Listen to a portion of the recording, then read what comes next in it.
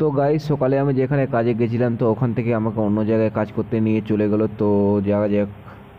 Welcome guys. আমি ওখান থেকে চলে আসি, বেড়না ছিল কাজ করতে।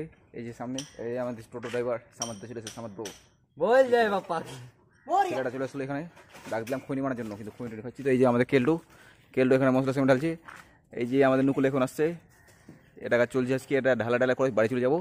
তারপর বাকি নেক্সট টাইমে দেখাচ্ছি আরও। এই যে খৈনি ডোলানা দিচ্ছেই চলবে খেলা।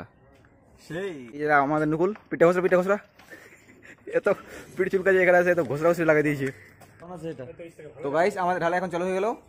আর নুকুলদা আমার সাথে, যে নুকুলদা কোনো কাজ করতে চাইছে না, একদম ফাঁকিবাজ যাকে বলে, একদম ক্লান্ত শরীর হয়ে গেছে, একটা গরু ইঞ্জেকশন দিতে হবে।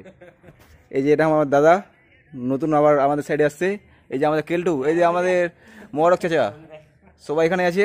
এটা ঢালাই করবো আজকে, আর তোমরা ভিডিওর সাথে থাকো লেগে, আরও দেখাচ্ছি অনেক কিছু। নুকুলদা আজকে ওরা মাল কাটবে। নুকুল মাল কাটছে, এখন আমি একটু আরাম করছি। নুকুল খুব খুশি,